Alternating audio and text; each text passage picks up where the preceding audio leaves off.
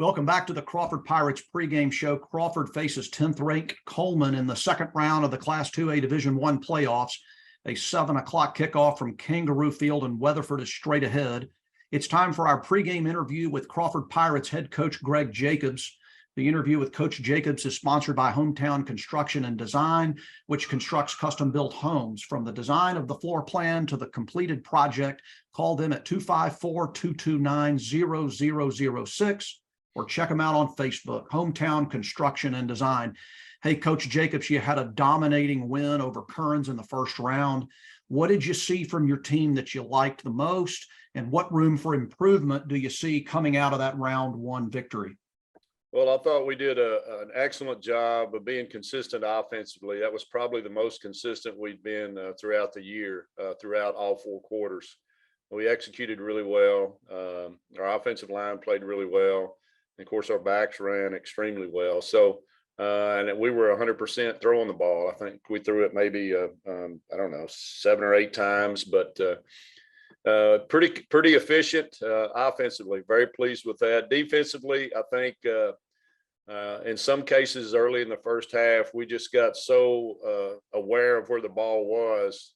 Sometimes you can get a lot of people to the ball, and before you make tackles, you're knocking each other off the tackle. And I thought that's what happened a couple of times in the first half. We gave up a big run one time for that reason, I think, and just made them aware of that at second half. And we did a lot better job second half, I thought, executing defensively. But and overall, I couldn't be more pleased with the overall team effort. Hey, Coach, you mentioned that you were 4 of 4 in the passing game. Cade Smith played really well. Does he get the start this Friday night, or is that a sufficiently sneaky way of asking you if Torbert might be back? I have no comment on that right now. We go through the practice week. We evaluate each one of our quarterbacks to see, based on our game plan and what we plan to attempt to execute, who would be the best fit at that particular time. So right now, we're in just day 2 of practice. Day 1 yesterday went really well. So, we'll evaluate at the end of the week and make that determination game day.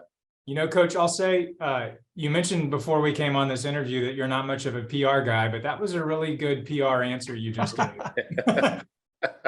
Hey, Coach Jacobs, you definitely take a big step up in competition this week. Coleman is big. They're physical. It looks like they go 230, 230, 225, 215, 215 across that offensive line.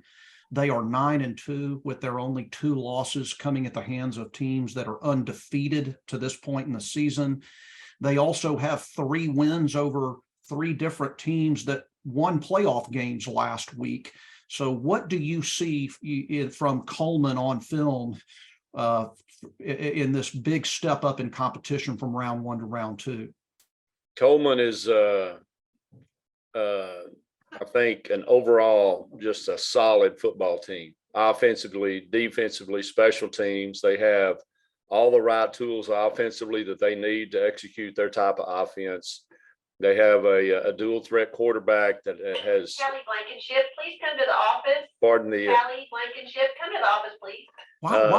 Why is Blankenship always not in the office when we need her, Coach? I don't know.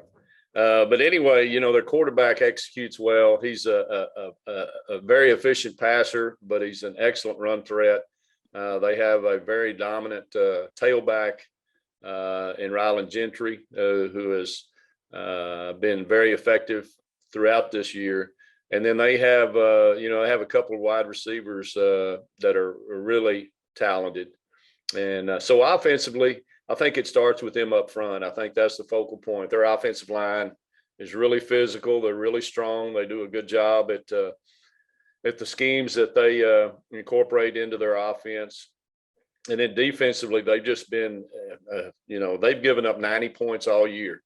And the people that they've played, are obviously no slouches.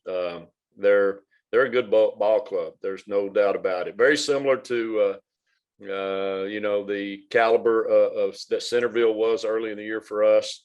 It'll be a big challenge for us to be able to to match their intensity and their physicality. But I think our kids will be up to the challenge. Hey, Coach, on a lighter note, Tom likes to ask all the football questions. I kind of like to ask the things that the fans really want to know. Yeah. And I noticed last week that your office maybe got a change. I want to know what happened to your mini fridge. And here's what I'm talking about. There's some conspiracy online about what exactly happened with this fridge, but you can see here, this time last year, we've got the stainless steel fridge.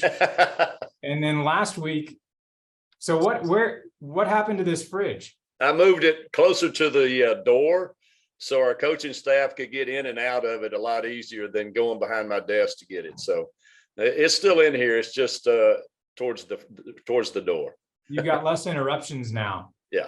That sounds really suspicious to me still. Hey, Coach, last question. We're here with Crawford Pirates head coach Greg Jacobs. 7 o'clock kickoff coming up from Weatherford. Coach, weather on Friday night, last Friday night would have been a factor in a more competitive game. Cold temperatures, stiff north wind that really affected play. Friday night in Weatherford, I don't know that we're expecting that kind of wind, but it ought to be really cold temperatures. Question we have is, does that affect the way you prepare, whether prepare for the game plan or prepare the team mentally to go up and play in what could be temperatures in the 30s?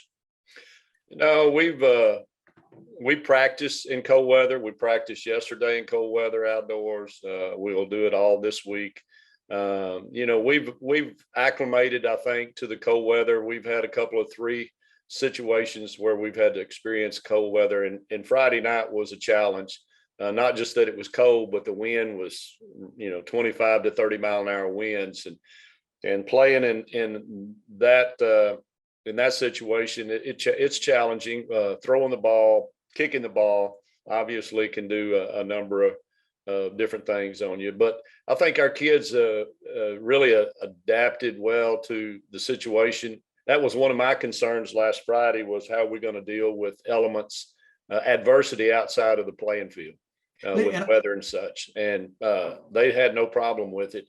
Very pleased with the way they prepared, and it was never brought up. It was never an issue. And we don't foresee it to be an issue Friday night. And Coach, I said last question. Let me follow up that with one question. At the opening toss last week in Waco, with that north wind blowing through there was a long discussion at midfield after the flip of the coin, and we couldn't figure out what was going on. Did you guys actually what happened? Did you guys elect to take the wind at your back and play defense first? No, actually, we had a mock coin toss prior to kickoff. The coaches and the referees, and I won the coin toss, and I deferred, and we wanted to kick from the scoreboard end with the wind, obviously with Breck's big leg, and the official, they got confused. They had us on the wrong end, and then she flipped it to make it correct. So no, I played the wind right off the bat. I was going to kick with the wind and try to pin them deep with Breck's leg. I was hoping he'd kick it in the end zone, and he did. So that's kind of how that worked out. Are you telling us that the coin toss we saw was just for show? Yeah, it's a mock coin toss. Man, what a scam. Yeah, we have that opportunity, as a coaching staff, kind of prepare early, knowing what the situation is early before kickoff. And then in that case, it's not always that case. It's really up to both teams as whether it's a mock coin toss or not. But in that particular case, there was a mock coin toss, so we knew ahead of time how it would turn out. Got it. Hey, well, Coach, we really appreciate your time, and good luck on Friday night. Okay, I appreciate you. We've been listening to the coaches interview sponsored by Hometown Construction and Design. More of the Crawford Pirates pregame show and a 7 o'clock kickoff, round 2 of the playoffs coming up on Star 104.9 FM.